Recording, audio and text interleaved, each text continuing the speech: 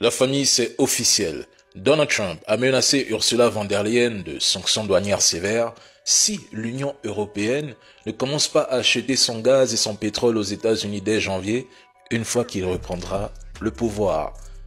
Voilà où mènent les fameuses sanctions économiques contre la Russie qui ont mis l'Europe dans une position extrêmement délicate. Ils jouent les russophobes devant les caméras, incitant leurs citoyens à adopter la même attitude, affirmant que la Russie menace l'existence de l'Europe et qu'il faut se préparer à un conflit. Pourtant, ils continuent d'acheter du gaz, du titane et du pétrole russe en grande quantité via l'Inde. Et aujourd'hui, le véritable pays qui les fait chanter, qui leur a mis le genou sur le cou, ce sont les États-Unis. Bravo, c'est parfait. Désigner la Russie comme l'ennemi pour acheter de l'énergie plus chère et de moins bonne qualité que celle de la Russie, qui est même très bon marché, j'ai dit bravo. L'Allemagne, elle, continue de prospérer grâce à son industrie, tandis que des pays comme la France sombrent. Continuez à nous traiter de pro-russes. Ce qualificatif nous va même bien. Demain, quand vos pays seront appauvris, on en reparlera autour d'un café africain. Vous comprendrez alors la différence entre travailler librement avec la Russie et être sous pression enchaîné aux États-Unis. C'est cette partie du film américain que j'attendais. Et toutes mes prédictions se réalisent. Certains pays européens vont vivre un déclin inimaginable. Au passage, la dette publique française a encore explosé, atteignant les 3 303 milliards d'euros. Mais votre préoccupation, c'est Vladimir Poutine ou bien c'est votre population? Bonjour la famille, j'espère que vous allez tous bien. Si vous êtes nouveau, n'oubliez pas de vous abonner à la chaîne et activer la cloche des notifications. Merci.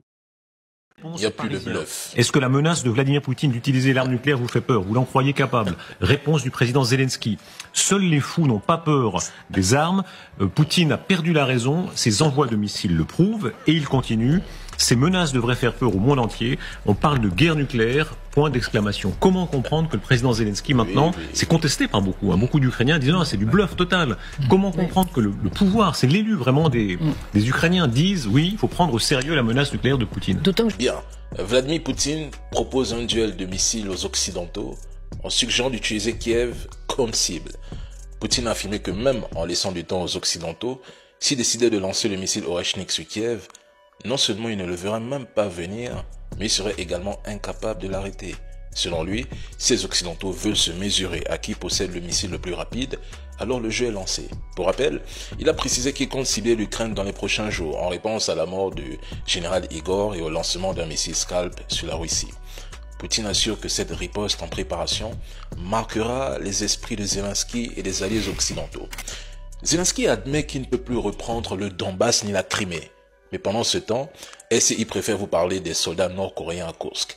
Quant aux soldats ukrainiens présents là-bas, mais ils sont à bout de souffle, ils sont fatigués, ils sont à bout de force. Pourquoi ne pas dire la vérité aux spectateurs? Tout le Donbass finira russe, et c'est évident. Et ceux qui sont à Kursk, comment comptent-ils se ravitailler en armes et en munitions?